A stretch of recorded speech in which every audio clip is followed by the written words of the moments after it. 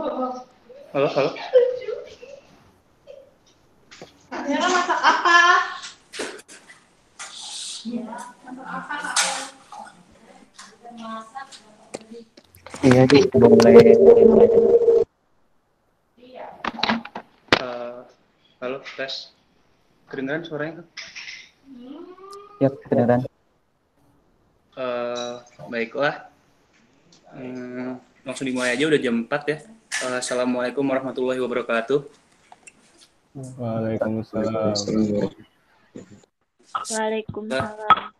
Innalhamdulillah nahmadu wa nasta'inuhu wa nastaghfiruh wa na'udzu billahi min syururi anfusina wa min sayyiati a'malina may yahdihillahu fala mudhillalah wa may yudlil fala hadiyalah. Asyhadu an la ilaha illallah wa asyhadu anna Muhammadar Rasulullah la nabiyya ba'da. Alhamdulillahirabbil alamin. Kita diberi kesempatan untuk bisa bertemu, bisa menjalin tali silaturahmi di bulan yang penuh berkah ini. Marhaban ya Ramadan. Meskipun keadaan dan kondisi yang bisa dibilang sekarang sulit, semoga kita selalu diberi keistiqomahan untuk meningkatkan iman dan takwa kita kepada Tuhan Yang Maha Esa, Allah Subhanahu wa taala. Baiklah, sebelumnya perkenalkan, nama saya Muhammad Ardi Ramadan dari HMG. Di sini saya diberi amanah untuk menjadi moderator dalam kajian Gema yang pertama dalam masa kepengurusan kali ini dengan kajian tematik dengan judul Marjan Melon. Mari menjaga diri dari maksiat di bulan Ramadan meskipun ulun. Bersama Ustadz Cucu Al-Ghifari MPDI. Assalamualaikum Ustadz, bisa tes? Baiklah. Di sini saya akan membacakan sedikit biodata dari Ustadz Cucu Al-Ghifari MPDI sebagai materi kita pada sore hari ini. Data pribadi, nama Haji Cucu Al-Qasim MPDI, panggilan Cucu Al-Ghifari, tempat tanggal lahir Ciamis 17 September 1977, alamat KP Ranca Pilem, RT 6 RW 11, Desa Bojongloa, Kecamatan Rancakek, Bandung, amanah pembina Pondok Pesantren Miftahul Khoir, El Istobari Panjalu Ciamis. Riwayat pendidikan formal beliau adalah sebagai berikut: SD SDN Kertamandala 1, SMP SMP Panjalu, SMA MA Gegempalan, S1 di UIN Sunan Gunung Jati Bandung, S2 di Universitas Islam Nusantara Bandung. Untuk riwayat pendidikan non formalnya, yang pertama Pondok Pesantren Miftahul Khoir Panjalu, yang kedua Pondok Pesantren Bantar Gedung Tasikmalaya, yang ketiga Pondok Pesantren Miftahul Huda Usmania Cikole Ciamis, yang keempat Pondok Pesantren Al Munawir Krapyak Yogyakarta, yang kelima Ma'had Imarat Bandung. Nah, di kajian online kali ini juga ada beberapa aturan yang akan saya bacakan. Yang pertama adalah ketika di dalam room kajian diharapkan seluruh peserta menonaktifkan atau memute mic agar kondisi tetap kondusif. Lalu yang kedua, untuk ikhwan diperbolehkan untuk open kamera ya, biar kita sama-sama bisa lihat. Tapi untuk akhwat dimohon untuk menonaktifkan kamera. Yang ketiga, untuk sesi tanya jawab akan dipersilahkan setelah materi selesai dan moderator akan memberikan kesempatan kepada peserta dan memilih peserta yang bertanya. Yang terakhir, peserta dibolehkan meninggalkan room kajian ini jika kajian sudah selesai dilaksanakan. Berikutnya adalah rundown. Untuk rundown dari acara kajian tematik kali ini antara lain sebagai berikut. Untuk pembuka, yang pertama acara pembuka, yang kedua pemaparan materi, yang ketiga tanya jawab, dan yang terakhir penutup. Baiklah, karena waktu sudah memasuki waktu pembuka, marilah kita langsung saja ke rundown acara yang pertama, yaitu pembuka. Di pembukaan ini ada pembacaan Al-Quran dari saudara Tafakur dari HMG. Dipersilahkan. Assalamualaikum warahmatullahi wabarakatuh. Waalaikumsalam. Perkenalkan, sebelumnya saya Tafakur dari HMG Unpad. Sebelumnya ingin membuka acara kali ini dengan membaca tilawah. A'udzu billahi minasyaitonir rajim. Bismillahirrahmanirrahim. فإذا جاءت الطامة الكبرى يوم يتذكر الإنسان ما سعى وبرزت الجحيم لمن يرى فأما من طغى وآثر الحياة الدنيا فإن الجحيم هي المأوى وأما من خاف مقام ربه ونهى النفس عن الهوى فإن الجنة هي المأوى Sadaqallahul azim.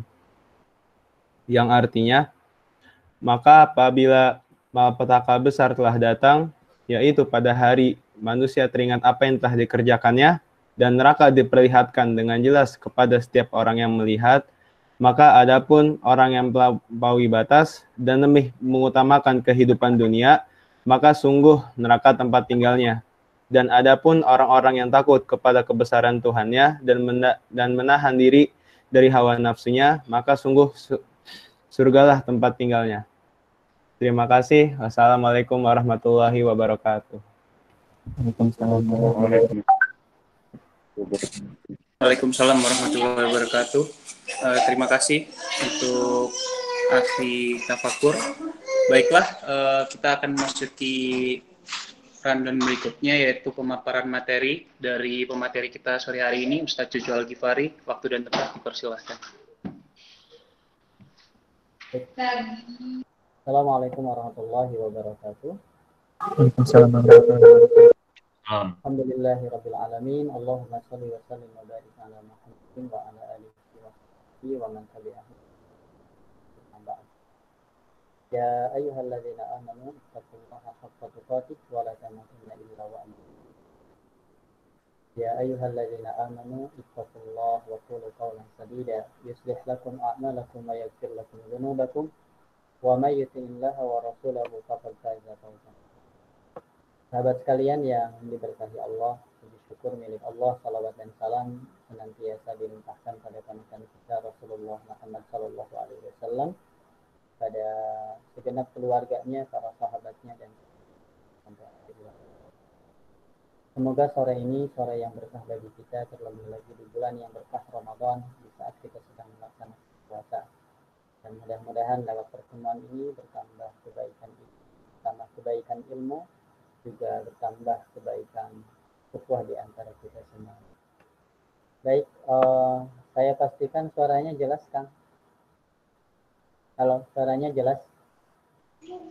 Kurang jelas sedikit, Ustaz. Bisa dikerasin lagi.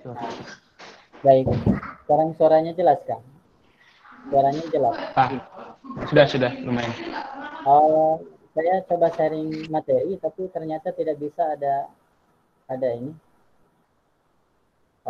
Di-share materinya, tapi ternyata tidak bisa. Bisa, Ustaz, di-sharing screen aja.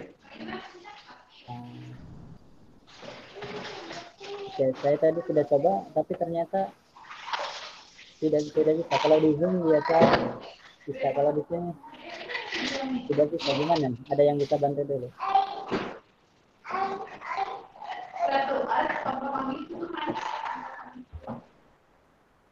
Digeser, ada tulisan share screen gitu, ada nggak, Ustaz? Presentasikan sekarang, saya coba tadi. Nah ya itu Ustaz. Yang presentasikan sekarang. Iya, yang itu.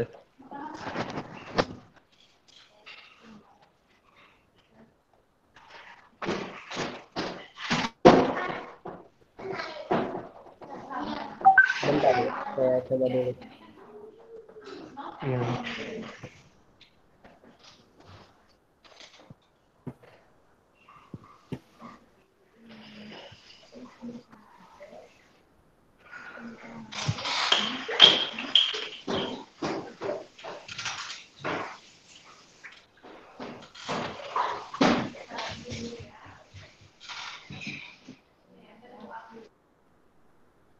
Tidak muncul, Kang? Sudah, Ustaz. Sudah terlihat, Ustaz. Sudah kelihatan? Sudah kelihatan. Sudah kelihatan. Baik. Sahabat kalian, materi kita berkenaan sore ini berkenaan dengan menjaga diri dari kemaksiatan meskipun kita sedang berada dalam kesendirian karena kondisi yang sedang dialami oleh. Saya ingin mengawali apa itu sebetulnya maksiat. Saya ingin mengawali dulu dari sini. Maksiat itu dari bahasa aso, yaksi. Kalau lihat di dalam kamus, aso itu artinya menentang, mendurhakai, melanggar, membangkang. Jadi orang yang bermaksiat adalah orang yang menentang, mendurhakai, melanggar, dan membangkang. Orang yang tidak melaksanakan perintah, orang yang melanggar larangan. Ini sebetulnya kebalikan dari takwa, kebalikan dari ketaatan. Kita selama ini memahami takwa, imtisalu awamirillah, melaksanakan perintah, wajtinabun nawahi, dan menjauhi larangan. Jadi maksiat adalah orang asim, orang yang bermaksiat, orang yang tidak melaksanakan perintah-perintah Allah dan Rasulnya dan melanggar larangan-larangan. Inilah definisi maksiat. Akar maksiat ini kalau lihat di dalam surah Al-Furqan, ya, ini dalam satu ayat. Walladzina la yad'una ma'allahi ilahan akhar. Dan orang-orang yang tidak menyeru bersama Allah. Ilahan akhar, Tuhan yang lain. Wala yaqtuluna nafsal lati haramallah, dan tidak membunuh jiwa yang Allah haramkan illa bil haqq, kecuali wala yaznun, dan mereka tidak berzina. 3 hal, orang yang tidak menyekutukan Allah, orang yang tidak membunuh, orang yang tidak hak untuk dibunuh, dan orang yang tidak berzina. Lalu ayat ini diakhiri wa may yaf'al dzalika yalqa asama. Orang yang melaksanakan hal tersebut, orang yang melaksanakan syirik, orang yang melaksanakan pembunuhan, orang yang melaksanakan zina, maka dia telah terjerumus ke dalam asama, dosa. Dosa ini adalah akibat dari kemaksiatan, akibat ketika kita melanggar, akibat ketika kita tidak melaksanakan perintah Allah Subhanahu wa taala. Dan di lanjutan ayat, yudha'af lahul azab yaumal qiyamah wa yakhlud fihi muhan. Allah akan melipatkan bagi dia siksa pada hari kiamat dan dia abadi di dalam siksa itu muhanan, dengan demikian. Kecuali illa man taba wa amana wa amila amalan salihah. Kecuali orang yang bertobat, orang yang beramal salih. Faulaika yubaddilullahu sayyi'atihim hasanat. Allah akan ganti kejelekan-kejelekan mereka dengan kebaikan. Wa kana Allahu ghafurur rahim. Wa man taba wa amila salihah. Orang yang taubat dan beramal salih, maka Allah sesungguhnya yatubu ilallah mataba. Allah menerima taubat dan Allah Maha Penerima. Sahabat sekalian, kita kembali ke ayat yang 68. Ini ada 3 hal. La yad'una ma'allahi ilahan akhar. Ya. Akar maksiat yang dilakukan manusia, baik besar maupun kecil, itu bermuara pada 3. Yang pertama, terikatnya hati kepada selain Allah. Nah, ini akan melahirkan kesyirikan. Yang kedua, mengikuti potensi kemarahan. Itulah yang akan melahirkan pembunuhan. Yang ketiga, mengikuti hasad syahwat. Itulah yang akan melahirkan kesyirikan. Jadi akarnya dari sini. Ada akar terbesarnya adalah syirik, menyekutukan Allah. Dan inilah dosa terbesar. Ketika Rasulullah menyampaikan akbarul kabair, dosa yang paling besar di antara dosa-dosa besar adalah syirik. Yang berikutnya ada kezaliman, kemarahan. Akibat kemarahan berbuat zalim sampai puncaknya membunuh. Kemudian yang keempat adalah hasad syahwat, melakukan kekejian, melakukan zina. Kalaulah Allah menyuruh kita untuk bertakwa, maka Allah menyuruh kita untuk meninggalkan dosa. Ya ayyuhalladzina amanu ittaqullaha haqqa tuqatih wa la tamutunna illa wa antum muslimun.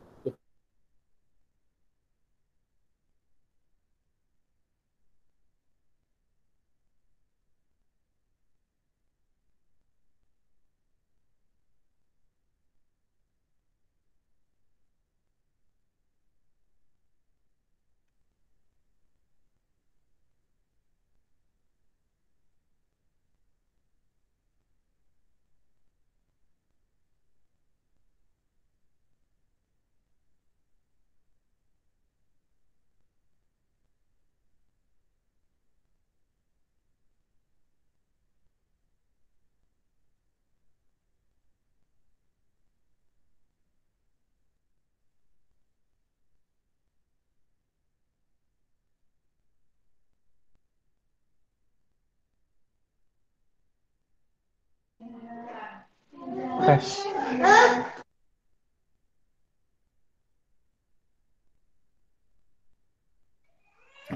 Suara Tes, Ustadznya tes. nggak ada ya? Iya, kelihatannya ini pematerinya masih gangguan teknis. Bentar ya, aku hubungin dulu.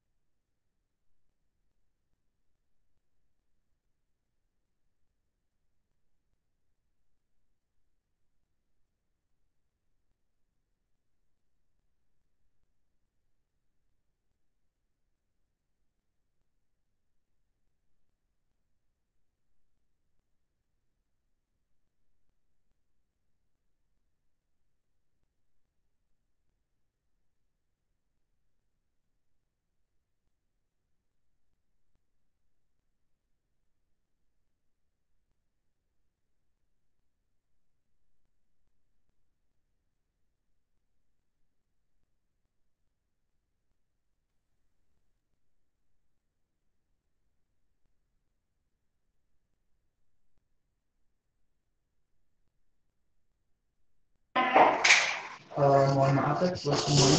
Tolong jangan live dulu soalnya ada teknis dari Ustadznya masih dihubungin sebentar. Mohon maaf.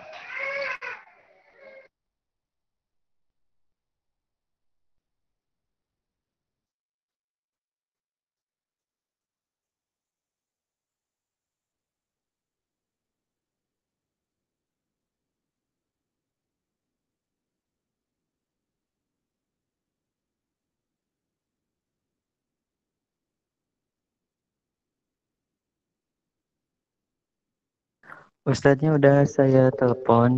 eh Jaringannya jelek katanya. Bentar ya.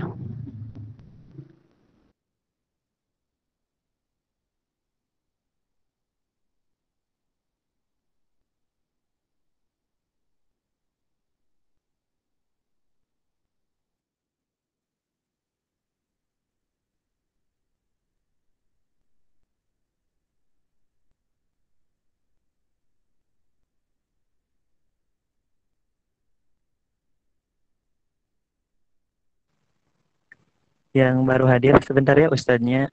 Jaringannya jelek katanya.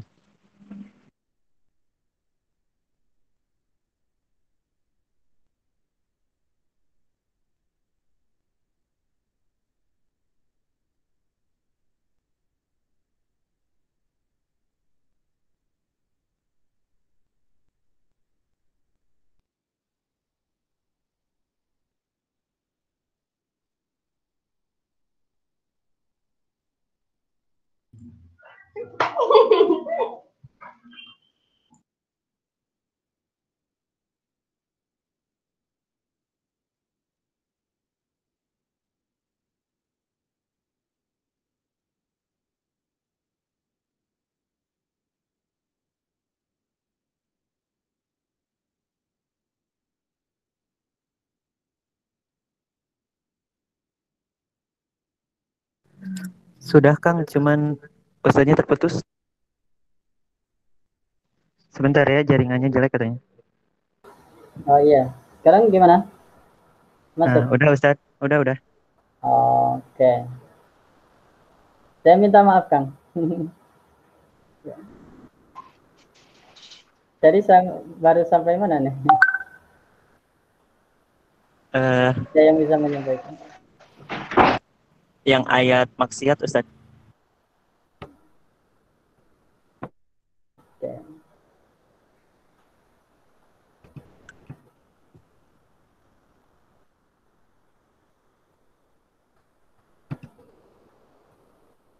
Ini. Iya itu. Akar ini. Oke. Baik. Sahabat sekalian, minta maaf atas gangguannya. Kita lanjutkan. Ini akar maksiat.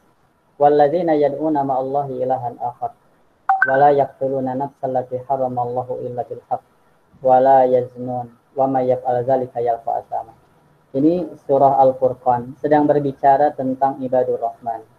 Ya, ibadur rahman mereka orang-orang yang tidak menyekutukan Allah, mereka tidak membunuh jiwa yang diharamkan Allah, mereka tidak berzina. Dan akhir ayat wa may yaf'al dzalika yalqa asama. Orang yang mengerjakan hal 3 di atas maka dia telah terjerumus ke dalam dosa. Jadi akar kemaksiatan ini 3. Yang pertama, terikatnya hati kepada selain Allah, inilah yang akan melahirkan syirik. Yang kedua, mengikuti potensi kemarahan, ya, ini yang akan melahirkan kezaliman sehingga puncaknya adalah pembunuhan. Yang ketiga, mengikuti hawa nafsu, syahwat, dan puncaknya adalah melakukan perzina. Begitu indah dalam satu ayat. Ini luar biasa menggambarkan ibadur rahman, lalu kebalikannya orang-orang yang bermaksiat. Dalil tentang kemaksiatan. Kenapa kita harus menjauhi kemaksiatan? Dalil utamanya tentu adalah karena melaksanakan perintah Allah dan menjauhi larangannya. Melaksanakan perintah Rasulullah SAW. Nah, sahabat sekalian, ketika kita diperintah oleh Allah, ya ayyuhalladzina amanu ittaqullaha haqqa tuqatih, maka sesungguhnya kita sedang diperintah kebalikannya, sedang dilarang melaksanakan kebalikannya. Lawan dari takwa, lawan dari ketaatan adalah kemaksiatan. Maka ketika disuruh bertakwa, disuruh untuk taat dan patuh, kita dilarang untuk melakukan kemaksiatan. Di dalam hadis yang diriwayatkan oleh Ibnu Abi Hatim, ini ada dalam Ibnu Katsir, ya, berkenaan dengan surah Al-Qalam. Kata Rasulullah Shallallahu Alaihi Wasallam, "Iyyakum wal ma'asi." Takutlah kalian dengan kemaksiatan.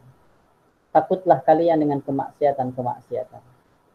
Indal abda, sesungguhnya seorang hamba, la yudhnibu, benar-benar dia melakukan berbuat dosa, azan satu dosa. Fayuh romu, lalu diharamkan, dihalangi bihi, sebab dosa tersebut, rizkon rizki. Qadkana, sungguh terbukti rizki itu huyi'ah, disediakan lahu baginya. Kata Rasul, takutlah dengan kemaksiatan, jauhilah kemaksiatan. Seorang hamba akibat dosa, akibat kemaksiatan, maka dihalangi rizki yang sudah disiapkan baginya. Lalu Rasulullah membaca, fatofa 'alaiha ta'ifun min rabbika wa hum na'imun. Ketika ashabul jannah, tentang pemilik kebun, cerita pemilik kebun. Bisa juga dilihat di dalam surah Al-Kahfi, ya, cerita tentang pemilik kebun. Di surah ini digambarkan berbangga dengan rencana untuk memanen, tetapi Allah Subhanahu wa taala kemudian mengirim malapetaka pada malam harinya. Dalam keadaan mereka sedang tidur, maka pada pagi harinya fa'asbahat kassarim, kebun tersebut sudah binasa, sudah hancur. Kebun tersebut sudah gelap hitam seperti gelapnya malam, artinya sudah menjadi abu. Qad hurimu khaira jannatihim bi dzambihim. Allah Subhanahu wa taala haramkan kebaikan kebun mereka karena dosa-dosa mereka. Sahabat sekalian, hafizakumullah. Berikutnya Rasulullah SAW, istanibu sab'a al-mubiqat, jauhilah 7 perkara yang bisa menghancurkan pahala-pahala kita. Kemudian Rasul menceritakan asyirku billah, syirik, as-sihru, sihir, qatlun nafsi allati haramallahu illa bil haq, membunuh jiwa yang tidak hak untuk dibunuh. Aklu malil yatim, memakan harta anak yatim. Aklu riba, makan riba. Wa tawalli yaumil zahfi, kemudian melarikan diri dari peperangan. Qazful muhsanat, kita menuduh wanita baik berzina. Sahabat sekalian, mengapa kita harus menjaga diri dari kemaksiatan? Ini kalau tadi alasan utamanya karena bentuk ketaatan kepada Allah dan Rasul. Kita lihat komentar ulama, di antaranya Ibnul Qayyim Al-Jauzi. Dia mengatakan perbuatan maksiat adalah faktor terbesar yang menghapus berkahnya usia, rezeki, ilmu dan amal. Tiap waktu, harta, fisik, kedudukan, ilmu dan amal yang Anda gunakan untuk maksiat kepada Allah, maka sebenarnya semuanya bukan milik Anda. Usia, harta, kekuatan, kedudukan, ilmu, dan amal yang merupakan milik Anda sebenarnya adalah yang digunakan untuk ketaatan. Yang dipakai maksiat bukan milik kita, malah nanti akan membinasakan kita. Yang akan menjadi milik kita adalah ketika usia, harta, kekuatan, kedudukan, ilmu, dan amal semuanya dipakai ketaatan, karena Allah akan menggantinya dengan surga, dengan pahala, keridhaan, dan surganya. Inilah milik kita yang sesungguhnya. Ada banyak yang disampaikan oleh Ibnul Qayyim Al-Jauzi akibat melaksanakan kemaksiatan. Saya hanya ambil beberapa hal. Yang pertama, akibat maksiat itu hirmanul ilmi, terhalangnya kita dari ilmu. Ilmu itu cahaya yang dipancarkan ke hati. Namun kemaksiatan dalam hati dapat menghalangi dan memadamkan cahaya tersebut. Jadi ilmu itu cahaya yang dipancarkan ke hati. Tapi cahaya itu akan terhalang ketika di dalam hati kita ada dosa yang menutupi hati kita. Ketika seorang mukmin melakukan satu dosa, maka akan ada titik hitam. Satu titik hitam. Kanat nuktah sauda fi qalbi. Ada titik hitam di dalam hatinya. Sampai akhirnya ketika terus penuh, maka akan menutupi hatinya. Dan titik hitam inilah kalau dalam surah Al-Mutaffifin yang dikatakan ron kalla bal rona ala qulubihim ma kanu yaksibun. Imam Malik berkata kepada Imam Asy-Syafi'i muridnya. Ya, ketika Imam Asy-Syafi'i belajar kepada Imam Malik, aku melihat Allah telah menyiratkan dan memberi cahaya di hatimu, kata Imam Malik kepada Imam Asy-Syafi'i. Janganlah kau padamkan cahaya itu dengan maksiat. Ketika Imam Syafi'i mengeluhkan tentang jeleknya hafalan kepada gurunya Syekh Waqi. Maka Imam Waqi mengatakan, tinggalkan kemaksiatan. Tinggalkan kemaksiatan. Itu adalah saran dari gurunya. Kita lihat perkataan Imam Maliki, kita lihat juga guru Imam Syafi'i yang lain, Syekh Waqi. Syaqautu ila Waqi su'ahib, kata Imam Syafi'i. Aku mengadukan kepada Syekh Waqi tentang jeleknya hafalanku. Maka fa'arsyadani ila tarkil ma'asi. Syekh Waqi membimbing, menunjukkan kepadaku untuk meninggalkan kemaksiatan. Yang kedua, hirmanur rizki. Kalau takwa itu bisa mendatangkan rezeki, wa may yattaqillaha yaj'al lahu makhraja wa yarzuqhu min haitsu la yahtasib. Maka meninggalkan ketakwaan akan menimbulkan kefakiran.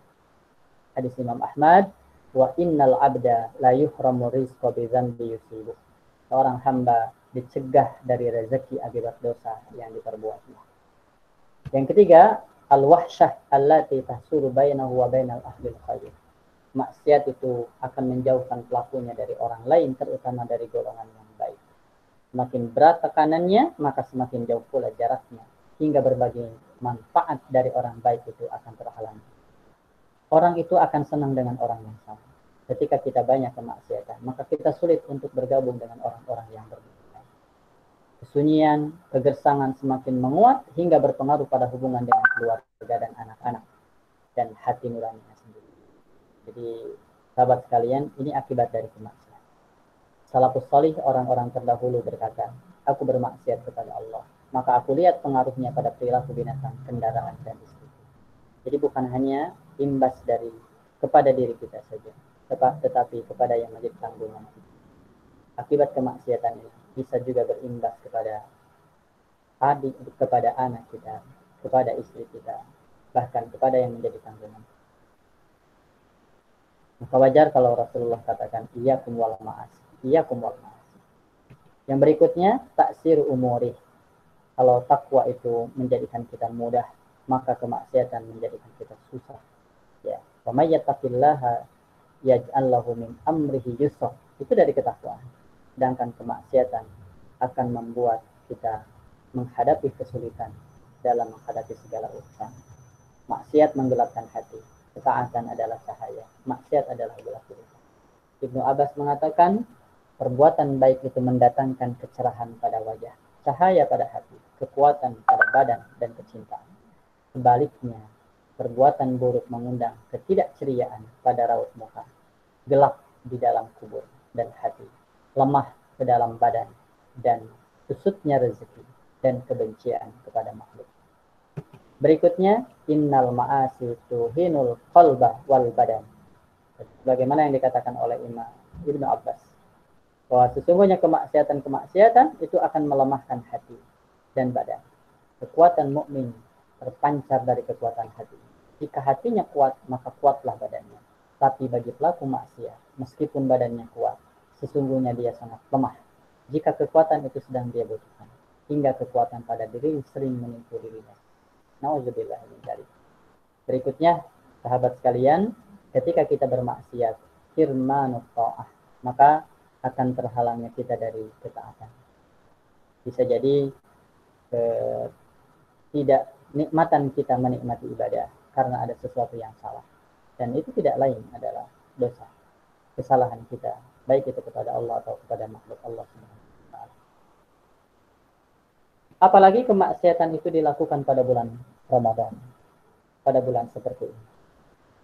Karena ternyata kalau saya kutip Syekh Abdul Aziz bin Baj, walamma kana Ramadan bitilkal manzilah al-azimah kana li ta'ah fihi fadlun azimun wa mudha'afatun katsirah. Kalaulah ketika Ramadan dengan kedudukannya yang agung, ketaatan pada bulan Ramadan ada keutamaan agung, ada lipatan pahala yang banyak. Ini ketika bulan Ramadan. Wa kana ismul ma'asi, kata beliau, maka dosa orang yang berbuat maksiat fihi pada bulan Ramadan asyaddu wa akbaru min ismiha fi ghairihi. Maka dosa orang yang bermaksiat pada bulan Ramadan itu lebih dahsyat, lebih besar dosanya dibanding dilakukan di bulan-bulan yang lain. Jadi kita tidak hanya melihat sisi kebaikan, sisi keutamaan pada bulan Ramadan, tetapi kita juga diingatkan bahwa sebagaimana banyak keutamaan, ketika kita melakukan kemaksiatan, maka dosa kita pun banyak. Berikutnya, Mustafa bin Sa'ad Al-Hambali. Kebaikan dan dosa bisa dilipat gandakan pada waktu dan tempat yang lain.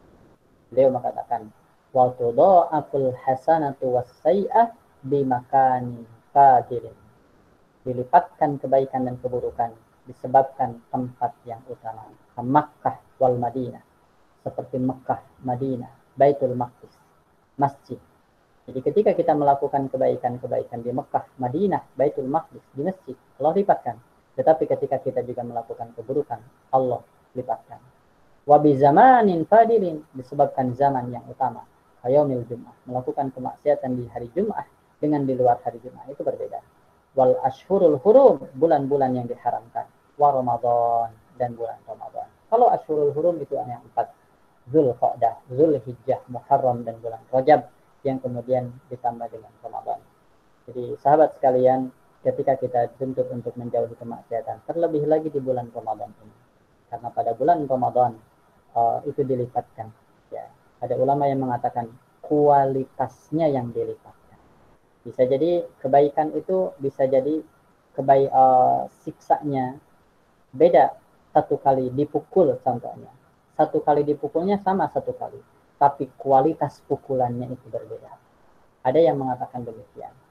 Ya, jadi ada yang kekuatan pukulannya bisa jadi hanya 1, ada kekuatan pukulan bisa jadi 10. Sama sebetulnya pukulannya 1, tetapi kualitas, ya, kualitas dari pukulan itu yang dirasakan berbeda. Ibnu Muflih, ya, dia membahas satu bahasan faslu ziyadatil wijri ka ziyadatil ajri fil azminah wal amkinah al mu'azzamah. Dia membahas satu bahasan tambahnya dosa seperti tambahnya pahala karena zaman, karena makan, karena zaman, dan karena tempat yang diagungkan. Mengutip perkataan Ibnu Taimiyah, al-ma'asi fil ayyamil mu'azzamah wal amkinah al mu'azzamah tublazu maksiyatuha wa inqabuha biqadri fadilati zamani wal makan. Maksiat yang dilakukan di waktu, di tempat yang mulia, dosa dan hukumannya dilipat sesuai dengan tingkat kemuliaan waktu dan tempat. Kemudian ini diambil dari kaidah umumnya dari surah Al-Hajj ayat 25. Wa may yurid bihi bil hadin bi dzulmin nuzikhu min azabin alim. Siapa yang bermaksud di dalam kota Mekah untuk melakukan kejahatan secara zalim, niscaya kami rasakan kepadanya sebagian siksa yang pedih. Sahabat sekalian, bahasanya wa may yurid, ini baru berkeinginan, apalagi kalau sudah melakukan. Nah, ini karena menghargai kemuliaan Mekah. Jadi sahabat-sahabat sekalian, ketika materi ini berkenaan dengan menjaga kemaksiatan, terlebih lagi di bulan Ramadan, karena ternyata sebagaimana pahala di bulan Ramadan dilipatkan, maka dosa kita di bulan Ramadan, siksa kita di bulan Ramadan pun dilipatkan. Bagaimana agar kita jadi sibuk dengan ketaatan, lalu kita bisa menghindari kemaksiatan-kemaksiatan? Yang pertama, hadirin hafizakumullah sahabat sekalian, perbaikan akidah, perbaikan keyakinan, hadirkan muraqabatullah. Surah Al-Mulk ayat 12. Innal ladzina yakhshawna rabbahum bil ghaibi lahum maghfiratu wa ajrun kabir. Sesungguhnya orang yang takut kepada Tuhannya bil ghaibi. Kalau kita lihat dalam tafsir, contohnya tafsir Ibnu Katsir, tafsir As-Sa'di, makna bil ghaibi itu ada dalam kesembunyian.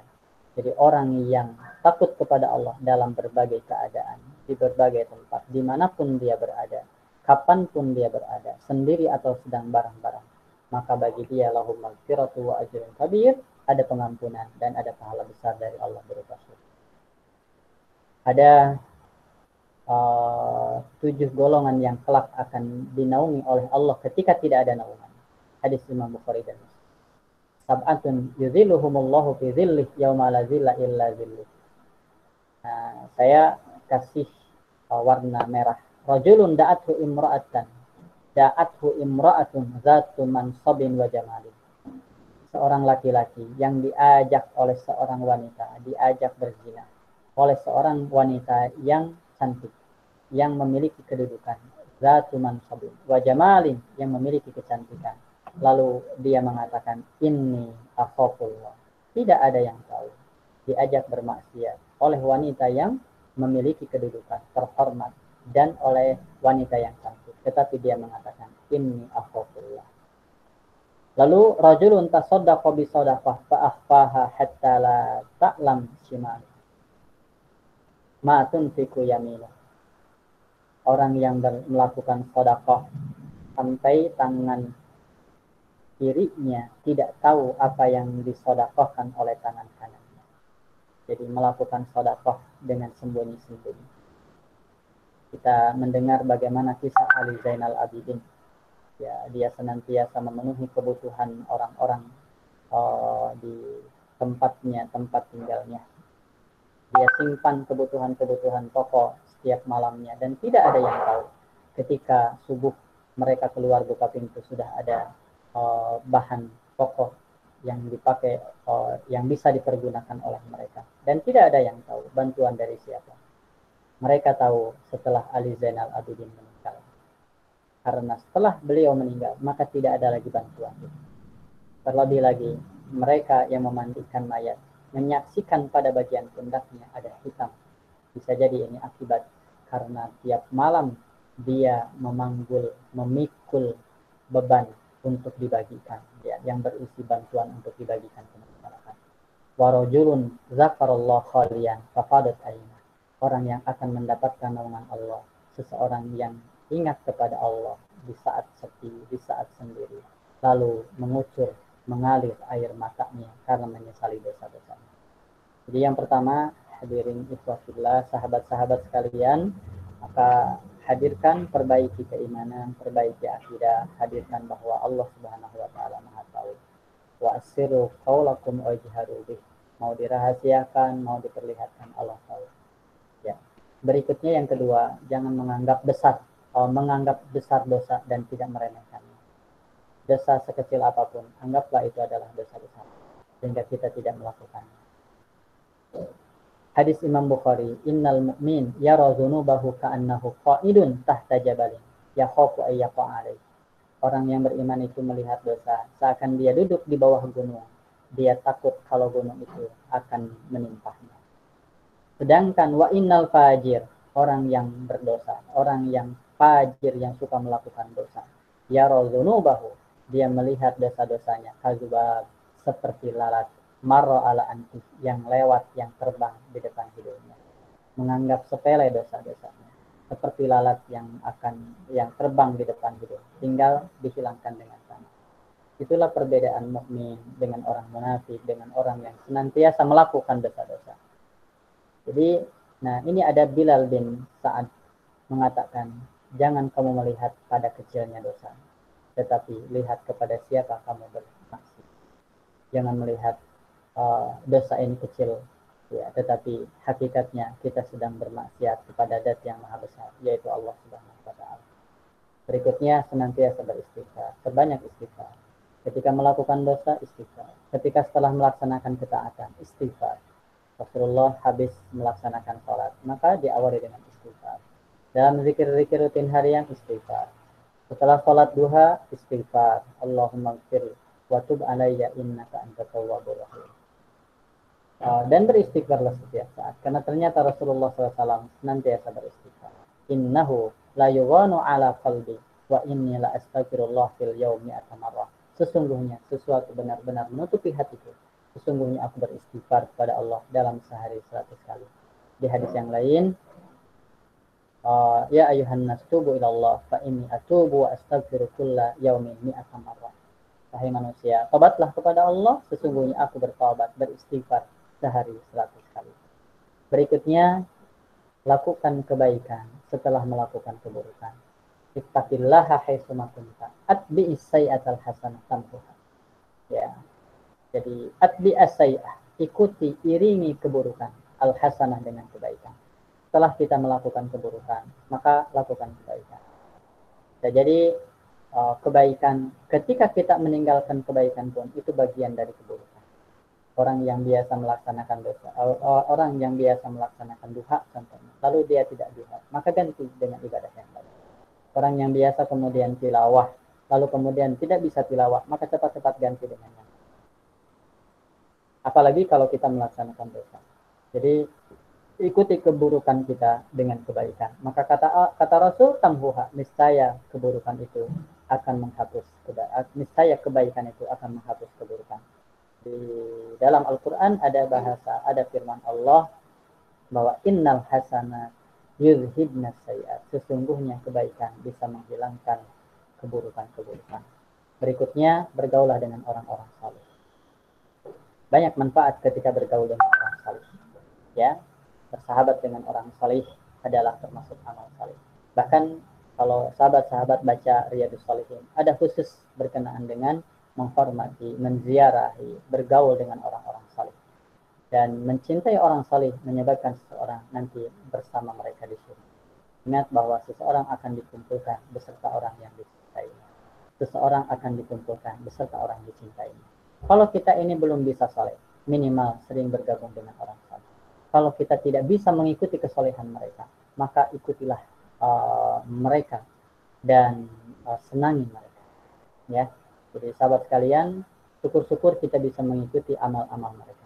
Kalau tidak bisa mengikuti amal mereka, minimal kita tidak membenci mereka, bahkan munculkan kecintaan kepada mereka dan berharap cinta kita kepada mereka. Mereka mencintai kita dan akhirnya orang yang saling mencintai bisa dikumpulkan nanti di situ.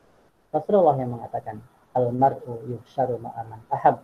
Seseorang akan dikumpulkan beserta yang dicintai. Nah, ini perumpamaan ya, ketika orang berteman. Masalul jalis as-salih was-su kahamilul miski wa nafihil kir. Orang dalam pertemanan itu seperti orang yang solih dengan orang yang tidak solih, sama seperti orang yang membawa minyak wangi dengan orang yang pandai besi. Ya. Orang yang biasa mengolah besi, ya. Pandai besi. Fahamilul miski imma ayyuhdiyaka. Orang yang bergaul dengan orang yang solih, seperti orang yang bergaul dengan orang yang penjual minyak, maka bisa saja orang yang memiliki minyak itu bisa memberikan, bisa saja kamu membelinya, bisa saja kita akan mendapatkan harum dari minyak. Sedangkan orang yang bergaul dengan orang yang buruk, seperti orang yang bergaul dengan pandai besi, bisa jadi dia akan terbakar karena percikan apinya, atau bisa jadi kita akan mendapatkan bau yang tidak sedap. Nauzubillahi min dzalik. Nah, sahabat sekalian, dan yang terakhir, tidak mencela perbuatan orang dosa, tidak mencela perbuatan dosa orang lain.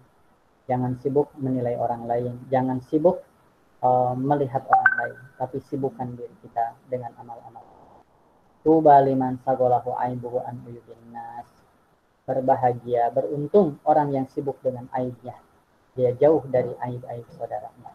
Jadi kalau kita sibuk dengan aib orang lain, maka kita hanya terus memikirkan, mengomentari orang lain, dan kita lupa melakukan kebaikan-kebaikan, amal-amal soleh bagi kita. Kalau orang sibuk dengan dirinya, aib dirinya, dia akan sibuk memperbaiki dengan amal-amal solehnya. Mudah-mudahan sahabat sekalian, ini yang bisa saya sampaikan, dan mudah-mudahan masih ada waktu untuk kita bertanya jawab. Mangga saya persilakan. Baiklah, syukur Ustaz Ismail Ghifari atas materi yang sudah diberikan. Baiklah, masih ada waktu untuk melakukan sesi tanya jawab. Kita akan memberikan yang berikutnya, sesi tanya jawab untuk para audiens. Dipersilakan, apakah ada yang mau bertanya? Saya izin bertanya, boleh? Boleh. Fajar Nurul Arifah, dipersilakan. Assalamualaikum warahmatullahi wabarakatuh. Assalamualaikum warahmatullahi wabarakatuh.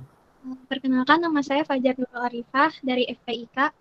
Izin bertanya, Pak, apakah dari kemaksiatan itu dapat membuat hati kita menjadi hampa, kehidupan kita tidak tenang, dan tadinya kita merasa mendekat dari sebelumnya kita merasa dekat sama Allah, tapi setelah perbuatan maksiat itu kita jauh dari Allah dan serasa kita sangat-sangat tidak tenang gitu Pak. Sekian, terima kasih. Ya. Saya langsung jawab Kang atau gimana? Dihimpun dua pertanyaan dulu aja kali. Silakan. Mau bertanya, Kang? Ya. Baiklah, dipersilakan Akang Teteh.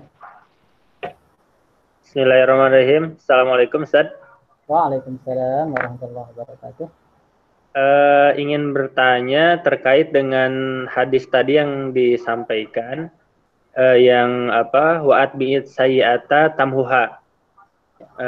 Yang apa, kalau kita berbuat maksiat, kemudian kita melakukan kebaikan, maka itu akan menghapus. Nah, pertanyaannya apakah dosa yang pernah dilakukan itu akan benar-benar tidak dihisab atau bagaimana pemaknaan dari hadis tersebut, Ustaz? Ya. Terima kasih. Baik, untuk Ustaz Fikri tadi bisa dijawab pertanyaan. Ya. Untuk yang pertama, sebagaimana yang tadi saya sampaikan di bagian awal akibat kemaksiatan yang disampaikan oleh Ibnul Qayyim Al-Jauziyah, bahwa ketika seseorang melakukan kemaksiatan itu akan ada hirmanut ta'ah, terhalangnya dari ketaatan. Ya, jadi contohnya begini, kalau kita terbiasa saum, kita terbiasa tilawah, ya, lalu kemudian kita meninggalkan tilawah, meninggalkan saum, bahkan kita melaksanakan hal yang sebaliknya, apalagi melakukan hal-hal yang dosa, maka itu akan terasa. Tidak butuh waktu lama sebetulnya, ya, tidak butuh waktu lama. Ketika di siang hari kita melakukan kemaksiatan, ketika di siang hari kita melakukan kemaksiatan, meninggalkan ketaatan, maka di malam hari terasa, ya, terasa berat, kemudian terasa hampa, gersang, begitu, ya. Nah, makanya hirmanut ta'ah tadi. Ketika maksiat itu akan menghalangi ketaatan kita kepada Allah Subhanahu wa Ta'ala. Tadi yang disampaikan oleh Ibnu Abbas, ya, oleh Ibnu Abbas, itu akan menjadikan hati yang kotor, hati yang keras, kan, gitu. Wajah pun berpengaruh, yang tadinya ceria jadi tidak ceria, kan, gitu. Bahkan berdampak juga ke badan, berdampak ke pikiran. Ini luar biasa dari kemaksiatan. Makanya Rasulullah wajar kalau mengatakan iyyakum wal ma'asi, iyyakum wal ma'asi. Ya, dan kebalikannya adalah perbanyak ketaatan, perbanyak ketakwaan. Silakan baca di surah At-Talaq di bagian ayat-ayat yang terakhir. Luar biasa ketika kita taat, luar biasa ketika kita takwa. Ada solusi ketika ada masalah. Sebaliknya ketika maksiat malah Allah menjauh. Jadi kita dipersulit urusan, taksir umur. Kemudian ada rezeki yang melimpah. Ketika kita maksiat malah jadi terhalang dari rezeki sebagaimana hadis Imam Ahmad. Lalu kemudahan rezeki, kemudahan dalam urusan. Ketika maksiat malah menjadi kesulitan dalam urusan. Lalu berikutnya ada pengampunan dosa kalau kita taat. Sedangkan maksiat malah menambah dosa. Alhamdulillah. Jadi sahabat sekalian, Teteh yang tadi bertanya, betul pengaruh itu ada. Hampa, jadi gersang, jadi kenikmatan ibadah pun berkurang. Kenikmatan ibadah pun berkurang. Ya, maka perbanyak istighfar kepada Allah. Termasuk ketika kita melakukan ketaatan tidak nikmat, maka perbanyak istighfar. Ya, bisa jadi ada hal yang memang ada yang disengaja, ada yang tidak disengaja. Bahkan kalau lihat di Azkar An-Nawawi di antara doa, ya, doa ketika kita sholat itu ada Allahumma gfirli zambi kullahu zikkahu wa jullahu wa awwalahu wa akhirahu wa alaniyatahu wa sirrahu. Kita minta diampuni dosa itu yang besar, yang kecil, yang kelihatan, yang tidak kelihatan, ya. Sirri, alaniyah, kita diminta diampuni, yang disadari, yang tidak disadari, ya. Baik, wallahu a'lam. Sedangkan yang kedua berkenaan dengan hadis riwayat Imam At-Tirmidzi yang juga Imam Ahmad berkenaan dengan ittaqillaha haitsu ma kunta atbi'is sayyi'atal hasanata tamhuha. Atbi as-sayyi'ah, ikuti keburukan dengan kebaikan. tamhuha, niscaya Allah akan menghapusnya. Nah, sahabat sekalian, dosa-dosa yang akan dihapus itu hanya dosa-dosa. Dan kita banyak contohnya, man shoma ramadhana imanan wa ihtisaban ghufira lahu ma taqaddama min dhanbi. Lalu orang yang berwudu, setiap bagian yang dibasuh ketika berwudu itu akan menjadi bagian menghadirkan pengampunan dari dosa-dosa dari anggota yang kita basuh. Nah, apakah dosa itu maksudnya dosa yang dihapus itu penghapusannya itu sehingga nanti tidak ada hisaban atau kemudian tetap dihisab, wallahu a'lam. Cuma bahasanya kita kembali bahwa yamhullahu ma yasha wa yusbit. Allah bisa saja menghapus, Allah bisa saja menetapkan, kan begitu. Dan kalau kita lihat di tafsir surah Al-Jazalah, "Faman ya'mal mithqala dzarratin khairan yarah wa may ya'mal mithqala dzarratin syarran yarah." Sekecil apapun kebaikan, keburukan kita akan lihat, akan diperlihatkan. Tetapi kita berharap bahwa kemurahan Allah Subhanahu wa taala mengampuni dan menghapus, kemudian Allah memunculkan kebaikan-kebaikan. Karena bisa jadi di antara fa amman utiya kitabahu bi yaminih fasaufa yuhasabu hisaban yasira, ada kemudahan ketika hisab. Itu ada yang memahami bahwa mudah ketika kita dihisab itu catatan-catatan kita itu tidak detail oleh Allah diperiksa. Sehingga bisa jadi hanya bagian besar-besarnya saja. Kalaulah kita ini bermaksiat 5, maka jangan sibuk memikirkan yang 5. Masalah penghapusan kita serahkan. Hakikatnya bagian Allah Subhanahu wa taala. Kesibukan kita adalah bagaimana yang 5 ini bisa ditutupi oleh kita dengan 50.000 kebaikan. Kalau ada 5 dengan 50.000, saya yakin yang kelihatan itu yang 50.000. Yang 5 akan tidak kelihatan.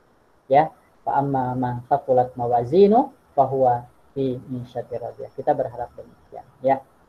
Jadi kalau hakikatnya kita serahkan kepada Allah, karena Allah yang bisa yang menetapkan, Allah pula yang menghapus.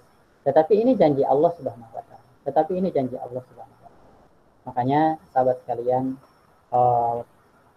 puncak dari doa kita, doa terbesar dalam kehidupan dan yang paling kita butuhkan dalam kehidupan dunia ini tentang pisah pengampunan. Ya. Jadi kita malu kalau hanya kita mengandalkan amal-amal kita. Karena kesyukuran kita tidak seberapa dengan nikmat yang Allah berikan. Makanya perbanyak istighfar. Yang kita butuhkan itu di doa salafus salih dulu ada Allahumma inni as'aluka salamatan fid afiatan fil jasad dan magfiratan qoblal maut. Jadi kita ingin hari ini memperbanyak amal salih, memperbanyak istighfar, lalu berharap sebelum kematian Allah mengampuni kita. Jadi yang kita harapkan ini istighfar. Minta maaf ya kalau kurang memuaskan, tetapi mudah-mudahan ini jadi gambaran bagi kita semuanya. Saya hanya mengimani apa yang Rasulullah katakan, apa yang Allah Subhanahu wa taala firmankan. Karena ini makna innal hasanat yudhibna sayyi'at, lalu ittabi al hasanah as-sayyi'ah bil hasanah tamhuha. Ya, sedangkan hakikatnya kita serahkan kepada Allah Subhanahu wa taala. Cuma yang jelas kalau dosa-dosa besar itu tidak bisa. Kalau dosa-dosa besar itu tidak bisa. Dosa besar itu akan diampuni dosa oleh Allah setelah ketentuan hukum Allah ditegakkan. Ya, yang tadi ada as-sab'u al-mubiqat itu termasuk dosa-dosa besar. Ya, kalau dosa besar tidak cukup hanya dengan istighfar, tidak cukup hanya dengan contohnya sholat, tidak cukup hanya dengan bersedekah. Bukankah sedekah juga menghapus dosa? Tidak cukup dengan berpuasa kalau dosa besar. Tidak cukup dengan wudu. Ya, tidak cukup dengan umrah, tidak cukup dengan haji. Bukankah umrah itu bisa menghapus dosa? Bukankah orang yang berhaji juga menghapus dosa? Bahkan bagi yang berhaji Allah siapkan balasan yang luar biasa, yaitu surga.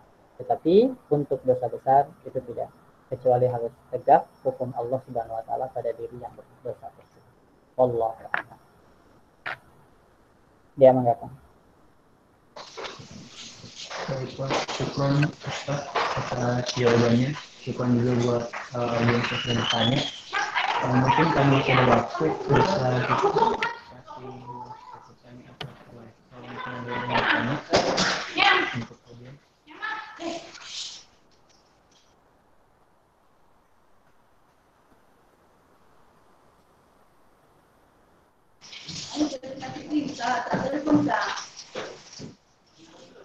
dari audiens ada yang ingin bertanya lagi untuk pertanyaan terakhir karena masih ada waktu.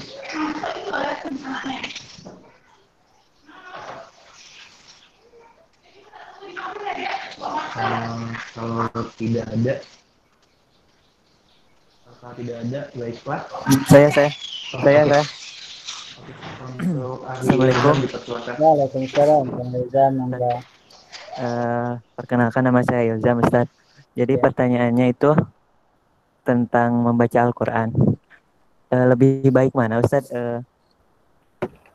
Membaca Al-Quran dihatamin gitu, satu bulan itu 3 kali atau 4 kali, atau lebih baik 1 kali hatam, tapi membaca artinya gitu, mentadaburi ayatnya. Lebih baik mana, Ustaz? Terima kasih.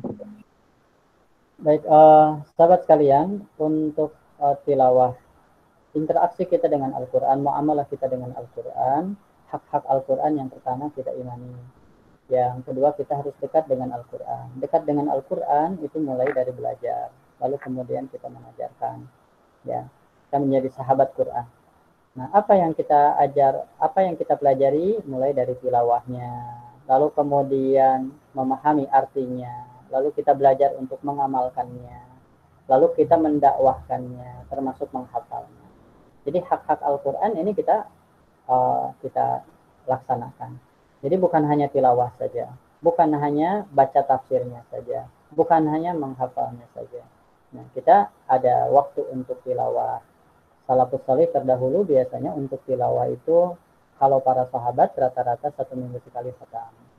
Ya, jadi yang paling malas itu 1 bulan sekali untuk khatam. Bahkan ketika bulan Ramadan mereka itu berbeda. Ya, ada yang sampai 17 kali khatam, ada yang 30 kali khatam. Termasuk Imam Asy-Syafi'i ada yang meriwayatkan selama bulan Ramadan beliau mengkhatamkan 60 kali khatam. Ya, jadi satu, Kang Ilzam, ada agenda untuk tilawah. Jadi buat agenda tilawah. Yang kedua, ada agenda untuk mentadaburi. Ya, membaca artinya, lalu mentadaburi dengan membaca tafsirnya. Contohnya, kita bikin agenda untuk tilawahnya 1 juz. Untuk tadabur membacanya, taruh semacam 5 ayat sehari. Atau kemudian 1 ayat sehari. Lalu kemudian ada agenda untuk menghafalnya. Gitu, ya. Jadi semuanya bisa dilaksanakan. Jadi saya mudah-mudahan kita tidak membenturkan mana yang lebih baik. Membacanya baik. Yang sudah terbiasa membaca, ayo tingkatkan, pahami. Ya.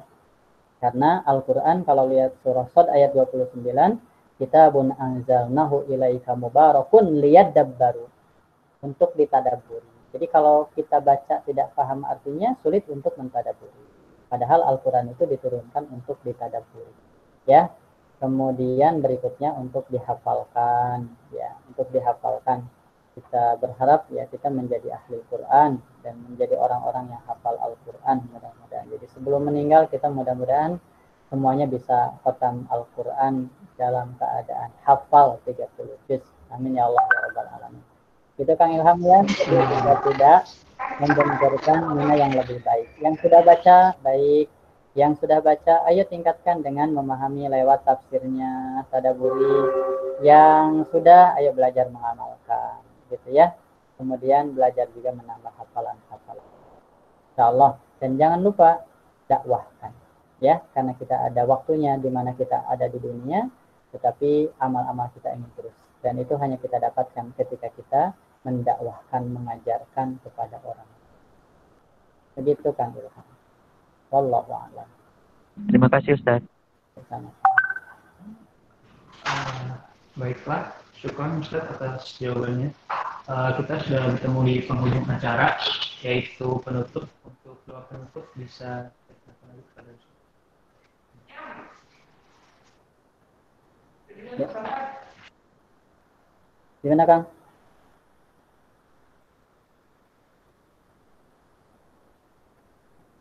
Untuk doa penutup Ustaz bisa dipersilakan. Baik. Ya. Sahabat-sahabat sekalian, alhamdulillah kita sudah melaksanakan pertemuan ini. Mudah-mudahan sekali lagi jadi ilmu jadi amal soleh, dan Allah membimbing ilmu ini agar menjadi amal dalam kehidupan seharian kita. Kita tutup sama-sama dengan berdoa. Amin ya Allah ya Rabbal Alamin. Apaan Ustaz? Ya. Ada yang bertanya lewat chat gimana? Oh. Mau dijawab apa mau ditutup saja? Baik. Gimana? Sebaiknya gimana? Kalau mau dijawab, enggak saya jawab dulu sebelum nanti langsung saya pimpin dengan doa. Kalau masih ada waktu. Waktunya masih ada enggak? Waktunya kalau dari rundown sampai 17.10. Ya. Berarti masih ada 3 menit. Oh, 3 menit. Oke, nanti saja tuh lewatkan saja ya. Mudah-mudahan saya bisa lewat ini. Oh iya, siap. Ya. Baik, sahabat sekalian, mari kita sama-sama menutup pertemuan ini dengan berdoa kepada Allah Subhanahu wa taala. Alhamdulillahirabbil alamin. Allahumma shalli wa sallim wa barik ala Muhammadin wa ala alihi wa sahbihi ajmain. Allahumma inna nas'aluka bi anna nashhadu annaka antallah la ilaha illa anta al-ahadus samad alladzi lam yalid wa lam yulad wa lam yakul lahu kufuwan ahad.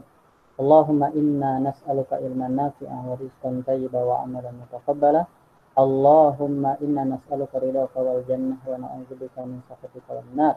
Allahumma ati nafsi taqwaha wa zakkiha anta khairu man zakkaha anta maulaha wa waliyuha. Allahumma inna nas'aluka ilman nafi'an, nas'aluka rizqan wasi'an thayyiban, nas'aluka amalan mutaqabbal. Allahumma ighfir lana dhunubana wa liwalidina warhamhum kama rabbawna shighara. Allahumma ighfir lil muslimina wal muslimat wal mu'minina wal mu'minat al ahya'i minhum wal amwat bi rahmatika ya arhamar rahimin. Allahumma salimna wal muslimin wa afina wal muslimin waqtina wa iyyahum min syarri masa'ibid dunya wad din. Allahumma adfa'anna al bala'a wal ghala'a wal waba'a wat ta'una wa quruna wa ghabaraha ma la yadfa'uhu ghairuka ya qawiyyu ya matin ya rabbal alamin. Wa sallallahu ala Muhammad wa ala alihi wa sahbihi wa sallam. Subhana rabbika rabbil izzati amma yasifun. Wassalamun alal mursalin walhamdulillahi rabbil alamin. Baik, minta maaf atas segala kekurangannya. Assalamualaikum warahmatullahi wabarakatuh. Waalaikumsalam warahmatullahi wabarakatuh. Baiklah, syukron Ustaz. Terima kasih juga buat teman-teman audiens yang udah hadir. Mungkin sekian kajian dari tema kali ini. Saya tutup dengan doa kita Wassalamualaikum warahmatullahi wabarakatuh. Waalaikumsalam warahmatullahi wabarakatuh.